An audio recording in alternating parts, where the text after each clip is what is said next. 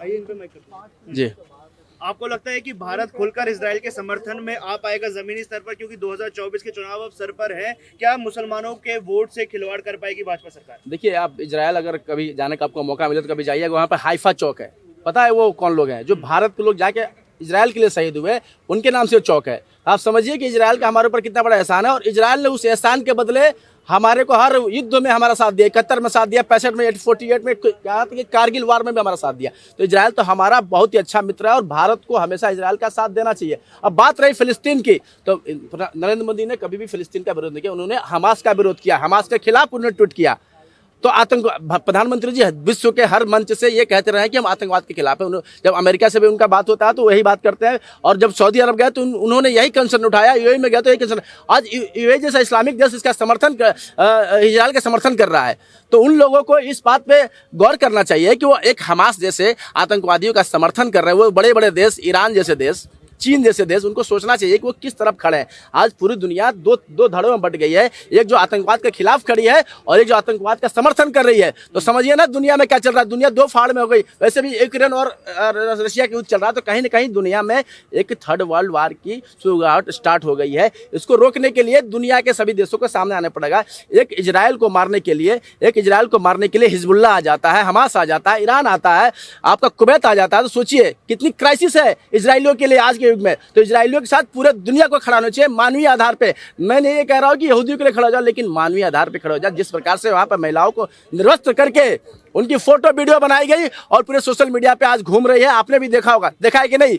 देखा है ना? कितनी अमानवीय है, कितनी शर्मनाक बात है। बच्चों को गोली मार दी जाती है वहां घुस के, और बात करते हैं कि वहां जब इजराइल ने जवाबी कार्रवाई की तो आप कहते हैं कि हमारे बच्चों महिलाओं को मारा गया। आपको मैं बता दे रहा हूं कि जहां पे हमास का हेडक्वार्टर है गाजा पट्टी में, वो एक आबादी का क्षेत्र है। इन्होंने प्लानिंग के तहत 5000 रॉकेट फायर किए कि इजराइल एक ऐसा देश है जो मानवीयता के आधार पे है। वो मानवीय मूल्यों की सराहना करता है, उसके फेवर में होता है।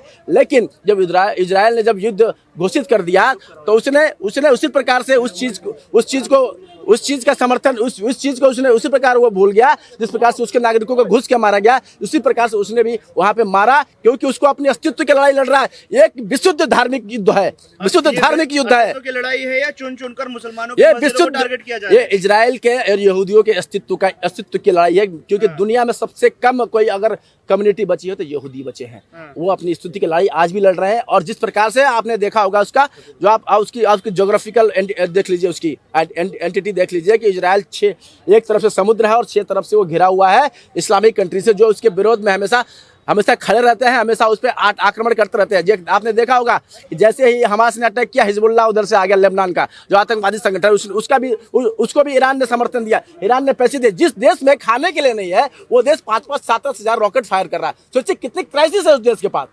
सोचिए क्या दुनिया में चल रहा है। और जिस प्रकार से ईरान जैसा बड़ा देश इसका समर्थन कर रहा है, कहीं ना कहीं दुनिया में ये सोच है ना, मैंने क्या बोला कि एक धार्मिक युद्ध है, ये अस्तित्व की लड़ाई है। जिस प्रकार से इजराइल यहूदी अपने अस्तित्व की लड़ रहा है, उसी प्रकार भारत भी आतंकवाद से पीड़ित रहा है। और भारत का एक एक हिंदू यहूदी के साथ खड़ा है, इजराइल के साथ खड़ा है, ये मैं कहता हूं। और खड़ा होना चाहिए, क्योंकि भारत भी अपने अस्तित्व की लड़ाई की युद्ध, भारत का एक एक हिंदू अपने अस्तित्व की लड़ाई लड़ रहा है, उसी प्रकार यहूदी भी लड़ रहा है। और दुनिया के एक एक यहूदी मेरा भाई है, और यहूदियों को कहीं जगह नहीं मिली तो भारत शरण देगा, मोदी शरण देगा। देखिए